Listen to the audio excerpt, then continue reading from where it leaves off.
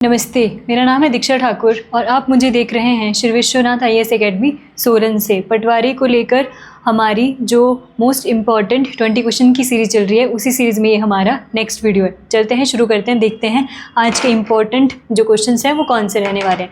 चलते हैं हम हमारे फर्स्ट क्वेश्चन पे। फर्स्ट क्वेश्चन जो है वो क्या बोल रहा है? फर्स्ट क्वेश्चन है हमारा साइंस का। Which of the following pairs are correctly matched. आपको बताना है कि इनमें से कौन सा युग्म हमारा सही सम्मिलित है।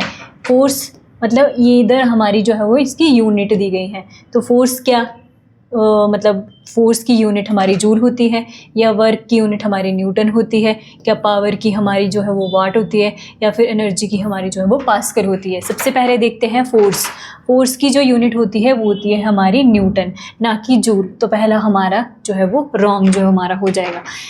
नेक्स्ट है हमारा वर्क। वर्क की क्या न्यूटन होती है? न्यूटन मैं अभी आपको बता चुकी हूँ कि फोर्स की होती है।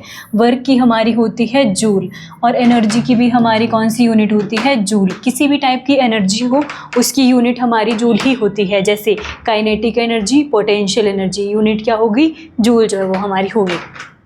पावर, वाट, तो यस, पावर की यूनिट हमारी वाट ही होती है, और यही जो हमारा सही मैच है इस क्वेश्चन में। तो सही आंसर हमारा ऑप्शन सी इसका हो जाएगा। एनर्जी मैंने अभी आपको बताया, एनर्जी कोई सी भी हो, यूनिट हमारा जूल जो है वो होगा। पास्कल यहाँ पर दिया है, पास्कल यूनिट होता है हमारा किसका? प्रेशर का यूनिट हमारा कौन सा आता है? पास्कल जो है वो हमारा प्रेशर का यूनिट होता है। सही आंसर इसका ऑप्शन सी जो है वो हमारा हो जाएगा। चलते हैं नेक्स्ट क्वेश्चन पे। Which structure is found only in plant cell and not in animal cells. कौन सी संरचना केवल पादप कोशिकाओं में पाई जाती है, जंतु कोशिकाओं में नहीं पाई जाती? तो पूछ रहा है कौन सी जो है वो, इसमें से कौन सा ऑप्शन करेक्ट है? माइटोकॉन्ड्रिया क्या हमारा प्लांट सेल में ही होता है, और animal cell structure not found, हाँ प्लांट सेल में जो है वो होता है, और नॉट इन एनिमल सेल। क्या माइटोकॉन्ड्रिया है इसका सही आंसर, या न्यूक्लियस है, या सेल वॉल है, या राइबोसोम जो है वो हमारा है?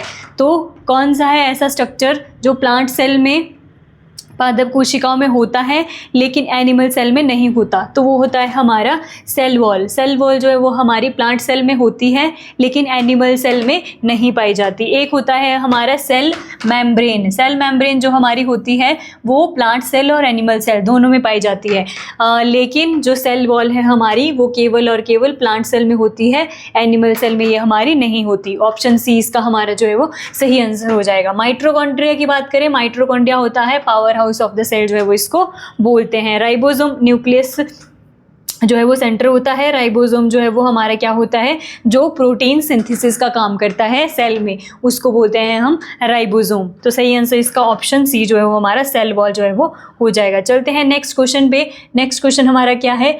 नेक्स्ट क्वेश्चन है which of the following cell helps in protein synthesis. निम्नलिखित में से कौन सा कोशिका अंग प्रोटीन संश्लेषण में सहायता करता है? अभी एक्सप्लेन कर चुकी हूँ। राइबोसोम करता है, लाइसोसोम करता है, गोल्जी बॉडीज करता है, माइटोकॉन्ड्रिया करता है। तो प्रोटीन सिंथेसिस में हमारा राइबोसोम जो है वो हेल्प करता है जो है वो सेल के अंदर। लाइसोसोम क्या होता है? इसे suicidal bag of the cell भी बोलते हैं। सुसाइडल वो बैग मतलब कोशिका की आत्मघाती थैली जो है वो इसको बोलते हैं लाइसोसोम को। Suicidal bag of the cell जो है वो बोलते हैं। क्यों बोलते हैं?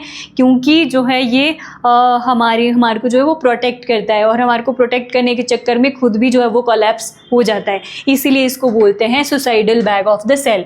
गोल्जी बॉडीज़ का काम क्या है? गोल्जी बॉडी जो है वो पैकेजिंग में हेल्प करती है। माइटोकॉन्ड्रिया ऑलरेडी मैंने बता दिया, power house of the cell जो है वो होता है माइटोकॉन्ड्रिया। सही ऑप्शन इसका हमारा राइबोसोम हो जाएगा, जो प्रोटीन सिंथेसिस में हेल्प करता है। ठीक है, नेक्स्ट क्वेश्चन है which of the following diseases is caused by bacteria. निम्नलिखित में से कौन सा रोग जीवाणुओं के कारण यानी कि बैक्टीरिया के कारण जो है वो हमारा होता है? इन्फ्लुएंजा होता है, ट्यूबरक्लोसिस होता है, डेंगू होता है, या फिर एड्स होता है?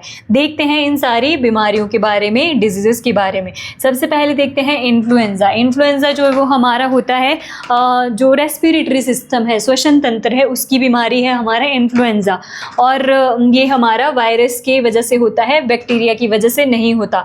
ट्यूबरक्लोसिस, यस, जो ट्यूबरक्लोसिस है हमारा वो इस क्वेश्चन का सही आंसर भी है। टीबी हमारा जो है वो बैक्टीरियल डिजीजेस है। माइक्रोबैक्टीरियम ट्यूबरकुलाई नामक का जो बैक्टीरिया होता है उसके कारण हमारा टीबी जो होता है वो होता है। ये भी हमारा अगेन रेस्पिरेटरी सिस्टम यानी कि श्वसन तंत्र का ही रोग है।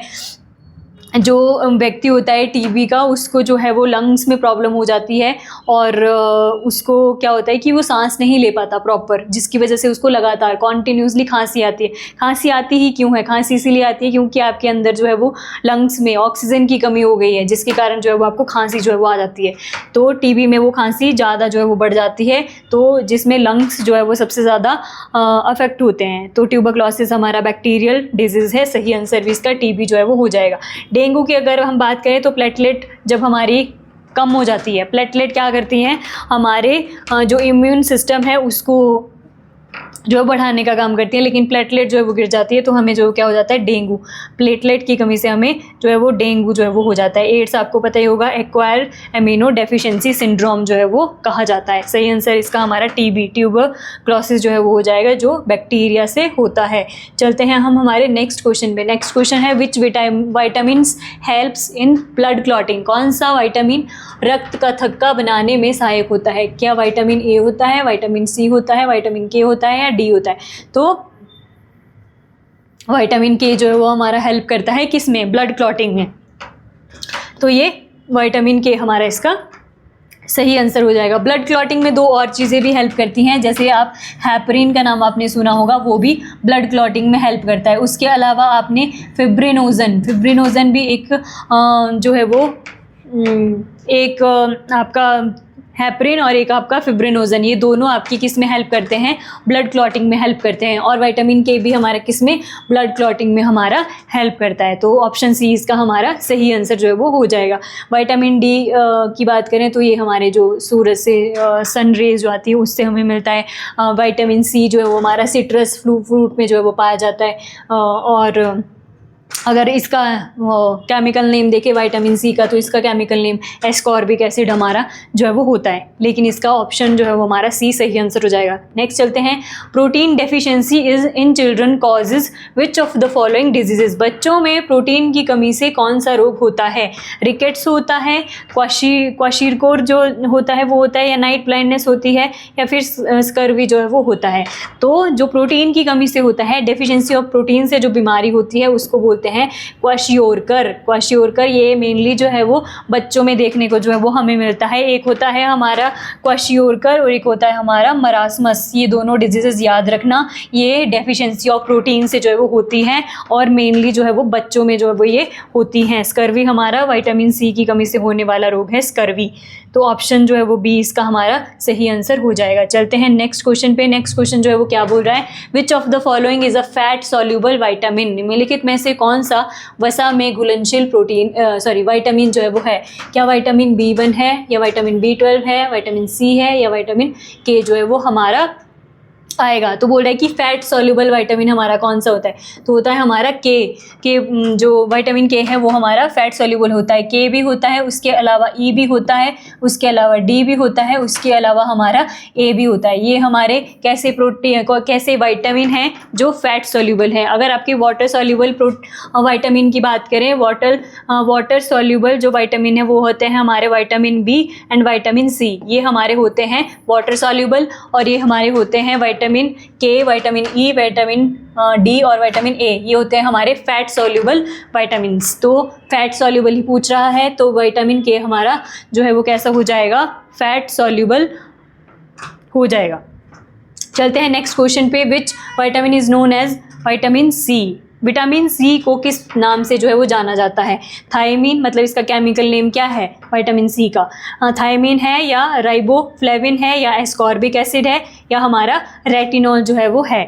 तो वो हमारा विटामिन सी का केमिकल नेम हमारा क्या होता है? एस्कॉर्बिक एसिड जो है वो हमारा होता है। विटामिन सी की कमी से हमारा जो है वो स्कर्वी रोग हो जाता है। अगर हम थायमीन की बात करें, थायमीन हमारा जो है वो विटामिन B1 का हमारा केमिकल नेम है। राइबोफ्लेविन हमारा जो है वो केमिकल नेम आता है विटामिन B2 का। ठीक है, तो इसका सही आंसर हमारा सी हो जाएगा। एस्कॉर्बिक एसिड नेम है हमारा किसका, विटामिन सी का। चलते हैं नेक्स्ट क्वेश्चन पे। नेक्स्ट क्वेश्चन हमारा क्या बोल रहा है, which of the following wetlands are newly added as Ramsar sites in सितंबर 2025 इन बिहार। निम्नलिखित में से कौन सी झीलें सितंबर 2025 में बिहार में रामसर स्थल के रूप में नए से जोड़ी गई है। मतलब कौन सी, पूछ रहा है कि इसी साल हमारा सितंबर में जो नई रामसर साइट हुई हैं, मतलब बिहार की 2 ऐसी लेक्स हैं जिनको रामसर साइट में ऐड किया गया है। पूछ रहा है कि वो कौन सी लेक्स हैं।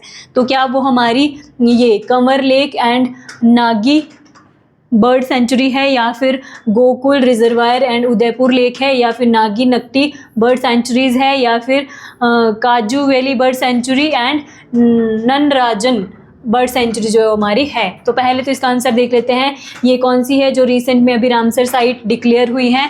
गोकुल रिजर्वायर हुआ है और उदयपुर लेक हुआ है। अगर गोकुल रिजर्वायर की हम बात करें तो ये हमारा बक्सर डिस्ट्रिक्ट में पड़ता है इन बिहार, और उदयपुर लेक हमारा चंपारण यानी कि वेस्ट चंपारण जो डिस्ट्रिक्ट है बिहार का, वहाँ पर पड़ता है हमारा कौन, ये उदयपुर लेक जो रामसर साइट है, बनी है अभी रिसेंट में। अगर हम एट प्रेजेंट जो है वो रामसर साइट की बात करें तो 93 रामसर साइट जो है वो हो गई हैं इन दोनों को मिलाकर। टोटल इंडिया में कितनी रामसर साइट्स हैं, 93 जो है वो रामसर साइट है। रामसर साइट जो है वो रामसर कन्वेंशन हुआ था सबसे पहले, कहाँ पर जो है वो, मतलब कब जो है वो हुआ था, 1971 में हमारा रामसर कन्वेंशन जो है वो हुआ था। उसके बाद से जो इंडिया थी उसकी पहली रामसर साइट कौन थी, हमारी इंडिया की पहली रामसर साइट थी हमारी चिल्का लेक जो कि हमारी उड़ीसा में है, और केवलादेव नेशनल पार्क हमारा जो कि राजस्थान में हमारा पड़ता है। अगर हम हिमाचल की बात करें तो हिमाचल में हमारी कितनी रामसर साइट है, एट प्रेजेंट 3 रामसर साइट है हमारी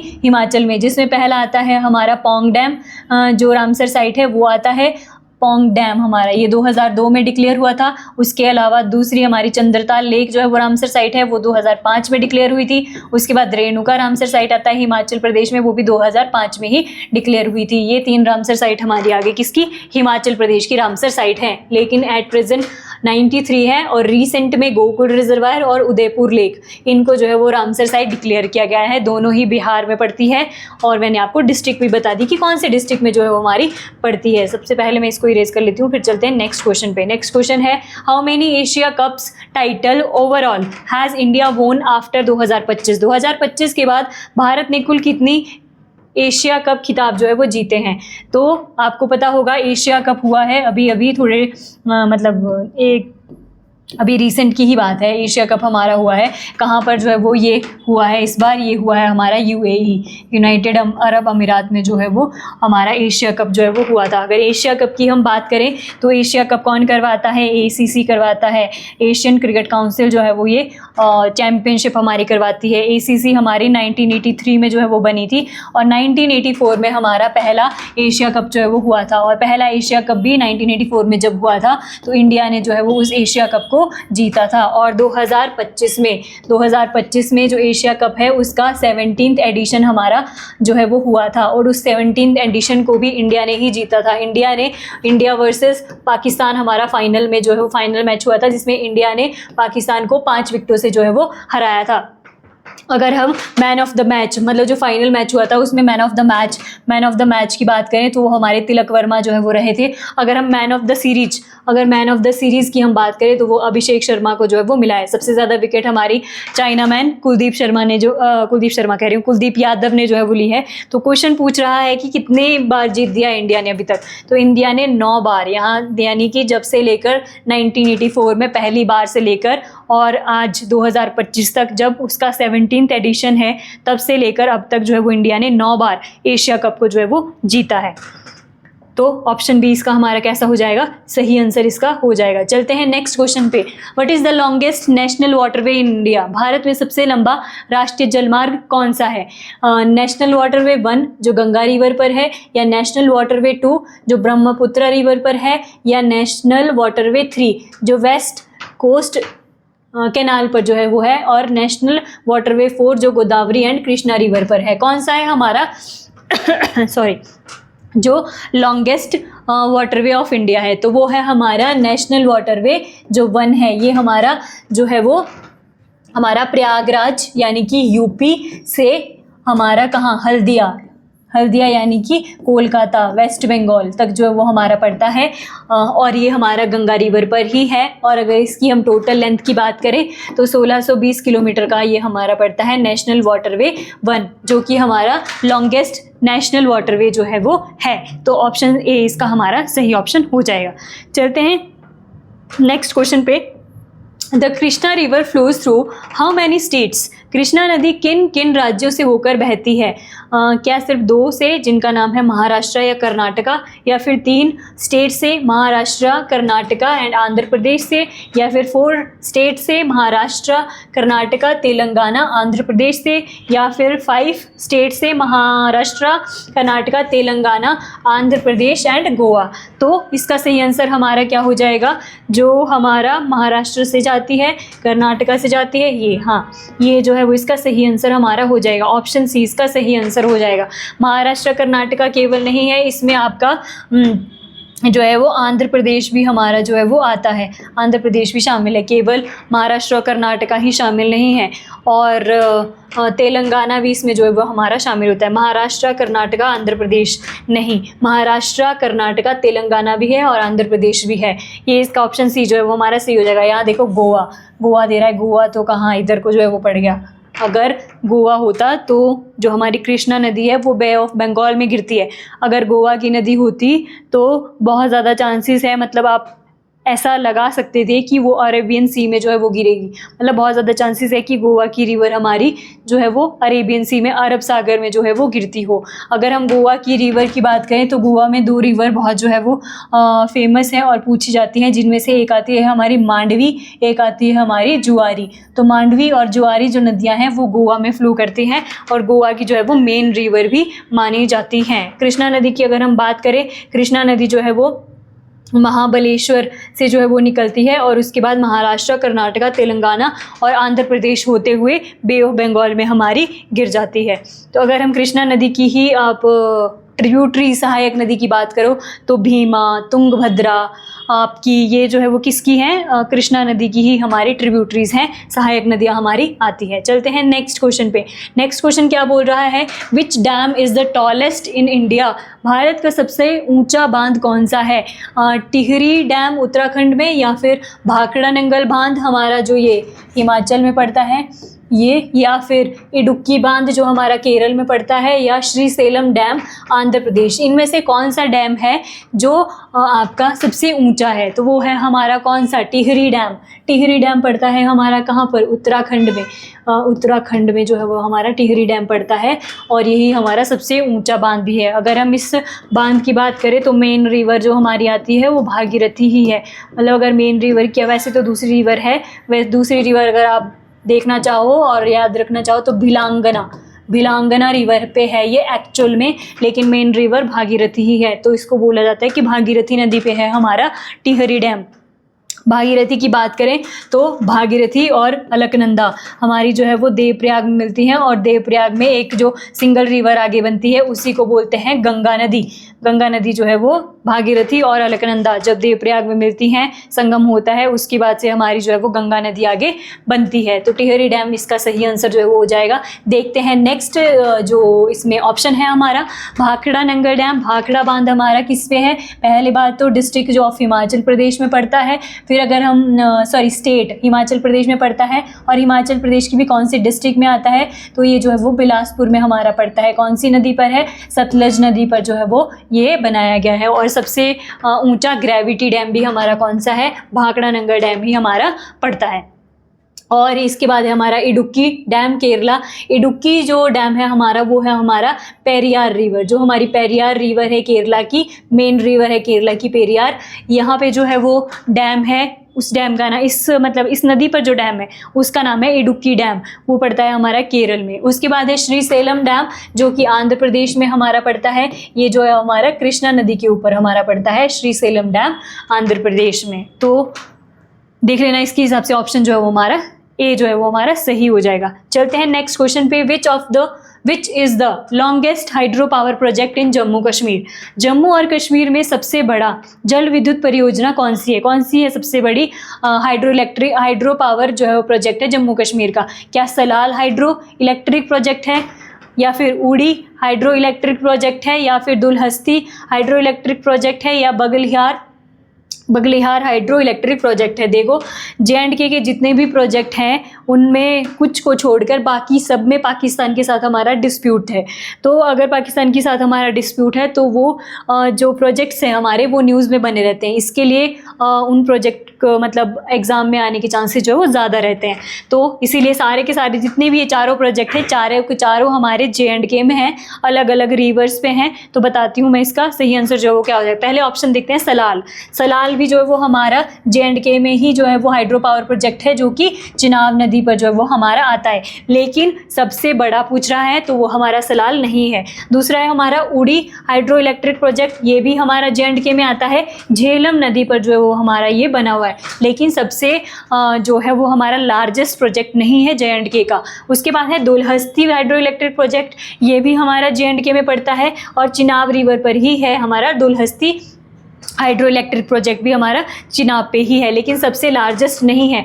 बगलिहार, यस, जो हमारा ऑप्शन डी है वो इसका सही आंसर हो जाएगा। ये बगलिहार जो हाइड्रो पावर प्रोजेक्ट है ये भी हमारा चिनाब नदी पर है और J&K का हमारा लार्जेस्ट जो है वो हाइड्रो पावर प्रोजेक्ट है। अगर अब चिनाब रिवर की बात करें तो हिमाचल प्रदेश के लाहौल स्पीति डिस्ट्रिक्ट में चंद्रा और भागा नाम की दो नदियाँ हैं। जब वो दो नदियाँ तांडी नामक जगह पर जो है वो मिल जाती है उसके बाद जो सिंगल रिवर बनती है उसी रिवर को हम बोलते हैं ये चिनाब रिवर जो है वो बोला जाता है। फिर लाहौल स्पीति डिस्ट्रिक्ट से फ्लो होने के बाद ये नदी जो है वो चंबा में एंटर करती है और चंबा में संसारी नाला से हिमाचल प्रदेश को छोड़कर आपकी जो जम्मू एंड कश्मीर में जो है वो चली जाती है। और उसी जम्मू एंड कश्मीर में हमारे पास Baglihar hydro electric power project है जो कि ये J&K का सबसे बड़ा जो है वो हाइड्रो पावर प्रोजेक्ट जो है वो है। चलते हैं नेक्स्ट क्वेश्चन पे। नेक्स्ट क्वेश्चन हमारा क्या है?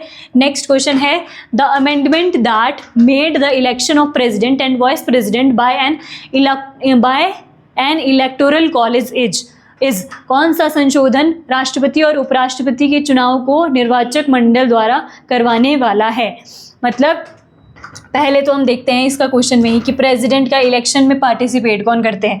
पहले कौन करते हैं? जो सारे के सारे ऑल स्टेट्स हैं हमारे वहाँ की जो विधानसभा है उसके इलेक्टेड मेंबर करेंगे। उसके बाद क्या है, जो यूटी है वहाँ पर जो विधानसभा है जहाँ जिस भी यूटी में वहाँ के इलेक्टेड मेंबर जो है वो पार्टिसिपेट करेंगे प्रेसिडेंट के इलेक्शन में। और पार्लियामेंट के जो दोनों हाउसेज हैं उसके इलेक्टेड मेंबर पार्टिसिपेट करेंगे प्रेसिडेंट के इलेक्शन में। ठीक है, फिर उसके बाद वाइस प्रेसिडेंट के इलेक्शन की बात करते हैं। तो वाइस प्रेसिडेंट के इलेक्शन की अगर हम बात करें तो उसमें जो पार्लियामेंट है पार्लियामेंट के दोनों हाउसेज राज्यसभा लोकसभा उसके सारे मेंबर इलेक्टेड भी और नॉमिनेटेड भी वो सारे पार्टिसिपेट करते हैं वाइस प्रेसिडेंट के इलेक्शन में। तो क्या उसके लिए कोई अमेंडमेंट हुआ था? क्या 7th अमेंडमेंट हुआ था या 61 अमेंडमेंट हुआ था या 44th अमेंडमेंट हुआ था या none of the above?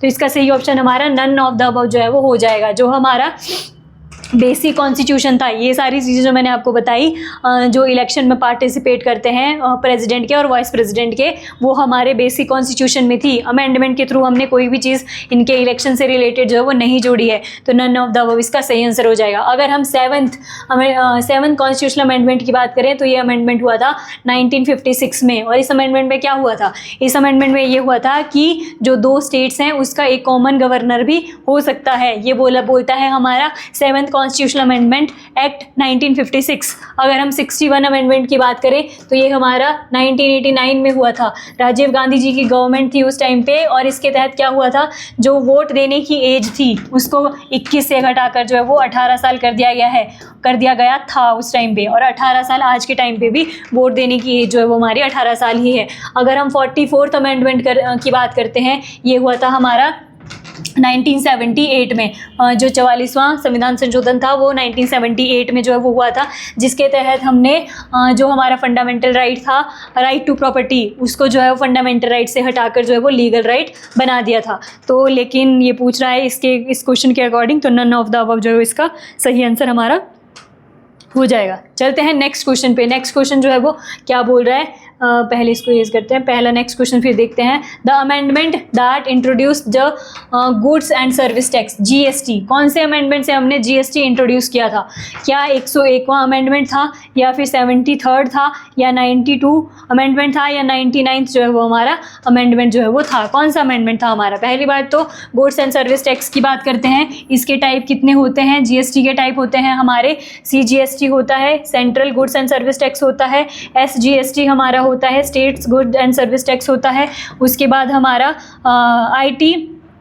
IGST integrated goods and service tax होता है, और union territory goods and service tax हमारा होता है। इतनी तरह के हमारे GST होते हैं। तो GST को पहले हमारे कॉन्स्टिट्यूशन में जो है वो नहीं था, बाद में हमने अमेंडमेंट के थ्रू जो है वो इसको ऐड किया था। जो हमारा ये GST था, GST को लेकर बिल आया था हमारा 2016 में, और इसको GST को हमने अगर हम बिल की बात करें तो 122वां बिल था हमारा GST को लेकर, और GST को लेकर अमेंडमेंट हुआ था हमारा, ऑप्शन ए इसका सही आंसर हो जाएगा। 101 कॉन्स्टिट्यूशनल अमेंडमेंट एक्ट था हमारा जो GST को लेकर आया था, और 2 जुलाई 2017 को हमने GST को जो है वो लागू कर दिया गया था, इसीलिए 1 जुलाई को हम GST डे भी मनाते हैं।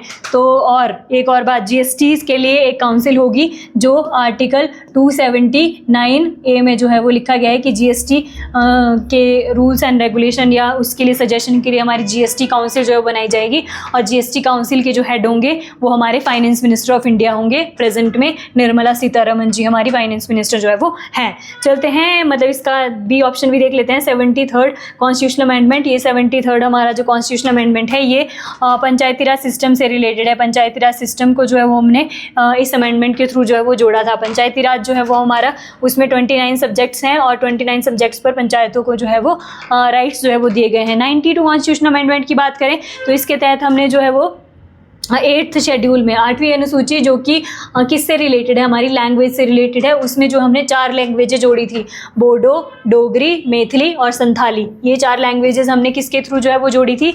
92 अमेंडमेंट के थ्रू जो है वो हमने ये लैंग्वेजेस जो है वो हमारे कॉन्स्टिट्यूशन में जोड़ी थी। GST को लेकर पूछ रहा है, GST को लेकर हमारा 101वां कॉन्स्टिट्यूशनल अमेंडमेंट एक्ट ही GST से रिलेटेड है। ऑप्शन ए इसका हमारा कैसा हो जाएगा? सही आंसर हो जाएगा। चलते हैं नेक्स्ट क्वेश्चन पे। नेक्स्ट क्वेश्चन क्या बोल रहा है? The hornbill festival is an annual festival celebrated by the tribes of which regions? Hornbill festival किस क्षेत्र की जनजातियों द्वारा हर साल मनाया जाता है? हॉर्नबिल फेस्टिवल के बारे में पूछ रहा है, बहुत इंपॉर्टेंट है, बहुत बार एग्जाम में आ चुका है ये। पहले तो इसमें तो मतलब जोन वाइज जो है वो दिया है, लेकिन वैसे स्टेट वाइज भी जो है वो पूछा जाता है कि कौन से स्टेट में ये होता है। पहले तो इसका आंसर देख लेते हैं। नॉर्थ ईस्ट इंडिया पूर्वोत्तर भारत में होता है, वेस्टर्न इंडिया पश्चिमी भारत में होता है, सेंट्रल इंडिया मध्य भारत में होता है, साउथर्न इंडिया या दक्षिण भारत में होता है। तो हॉर्नबिल फेस्टिवल हमारा पूर्वोत्तर भारत में हमारा होता है, और स्पेशली नागा ट्राइब बोल रही हूँ तो नागा ट्राइब से मतलब आप समझ लो नागालैंड में ये स्पेशली, जो वैसे तो अरुणाचल प्रदेश में भी मनाया जाता है लेकिन नागालैंड का जो है वो बहुत फेमस है, और स्टेट आता है तो नागालैंड का ही जो पूछा जाता है। हॉर्नबिल फेस्टिवल हमारा नागालैंड में जो है वो मनाया जाता है नागा ट्राइब के द्वारा। ठीक है, तो ऑप्शन ए इसका सही आंसर हो जाएगा। पूर्वोत्तर भारत में ये त्यौहार मनाया जाता है। नेक्स्ट क्वेश्चन है, the Surajkund Mela famous for handicraft is held near which city? हाथ के बने सामानों के लिए प्रसिद्ध सूरजकुंड मेला किस शहर में आयोजित होता है? सूरजकुंड मेला बहुत फेमस है, हरियाणा में होता है ये मेला, और बहुत बार जो एग्जाम में पूछा गया है सूरजकुंड मेला। हाथ से बने सामानों के लिए मतलब हैंडीक्राफ्ट के लिए ये बहुत फेमस है सूरजकुंड मेला। इंटरनेशनली भी बहुत फेमस है ये मेला, इसके लिए जो है वो पूछा जाता है। क्या ये चंडीगढ़ में लगता है, फरीदाबाद में लगता है, दिल्ली में लगता है, या गुड़गांव में लगता है? अब हरियाणा की बात हो रही है तो फरीदाबाद, बी जो है वो इसका सही आंसर हो जाएगा। सूरजकुंड मेला हमारा फरीदाबाद में लगता है और हैंडीक्राफ्ट के लिए हमारा फेमस है। चलते हैं हम हमारे नेक्स्ट क्वेश्चन पे। नेक्स्ट क्वेश्चन जो है वो क्या बोल रहा है? नेक्स्ट क्वेश्चन है, which of these was the only sports person to receive the Bharat Ratna? इनमें से कौन सा एकमात्र खिलाड़ी है जिन्हें भारत रत्न से सम्मानित किया गया है? पहले बात करते हैं भारत रत्न की। भारत रत्न जो देने स्टार्ट हुए थे वो 1954 से जो है वो भारत रत्न देने हमारे स्टार्ट हुए थे, और 1954 की अगर हम बात करें तो 3 लोगों को जो है वो भारत रत्न हमारा दिया गया था, जिसमें हमारे फर्स्ट जो वाइस प्रेसिडेंट ऑफ इंडिया है सर्वपल्ली राधाकृष्णन जी, उनको जो है वो मिला था। सी राजगोपाल जी को सी राजगोपाल गोपालाचारी, उनको जो है वो मिला था, और हमारा जो है वो CV रमन को जो है वो मिला था। इन 3 लोगों को पहली बार जो है वो भारत रत्न जब दिए गए थे 1954 में, तो उन लोगों को जो है वो मिला था। भारत रत्न जो है वो मतलब मैक्सिमम 3 ही जो है वो एक साल में, मतलब एक साल में हम 3 लोगों को ही जो है वो भारत रत्न हमारा दे सकते हैं। लेकिन पूछ रहा है कि किस कौन सा ऐसा स्पोर्ट्स पर्सन है, ओनली स्पोर्ट्स पर्सन जिसको जो है वो भारत रत्न मिल चुका है, तो वो है हमारे कौन, सचिन तेंदुलकर जी। सचिन तेंदुलकर जी की बात करें तो 2014 में जो है उनको भारत रत्न दिया जा चुका है। और सचिन तेंदुलकर की बात करें तो वो हमारे राज्यसभा के मेंबर भी रह चुके हैं, मतलब प्रेसिडेंट के द्वारा नॉमिनेट करके इनको जो है वो राज्यसभा का MP भी जो है ये हमारे रहे हैं राज्यसभा से। तो ऑप्शन ए इसका हमारा सही आंसर हो जाएगा। नेक्स्ट चलते हैं, in which year was the Rajiv Gandhi Khel Ratna award first introduced. Rajiv Gandhi Khel Ratna पुरस्कार पहली बार किस वर्ष में जो वो शुरू किया गया था? 1985 में, 1991 में, या 1992 में, या 2000 में, या 1978 में? तो ये हमारा शुरू हुआ था कब? 1991, 1992 में। और अगर अभी इसकी बात करें तो अभी जो जो हमारा ये अवार्ड है इसका नाम जो है वो चेंज हो गया है, मेजर ध्यानचंद जो है वो हमारा खेल रत्न अवार्ड, इसका नया नाम जो है वो हो गया है मेजर ध्यानचंद खेल रत्न अवार्ड जो है वो हो गया है। पहले बोलते थे उसी अवार्ड को राजीव गांधी खेल रत्न अवार्ड जो है वो बोला जाता था। सबसे पहले अगर हम देखें तो विश्वनाथ आनंद को जो है वो ये अवार्ड हमारा मिला था, सबसे पहला राजीव गांधी खेल रत्न अवार्ड।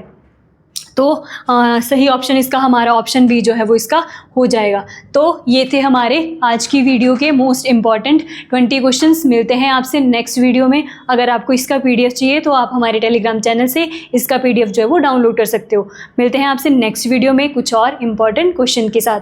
तब तक के लिए धन्यवाद। जय हिंद।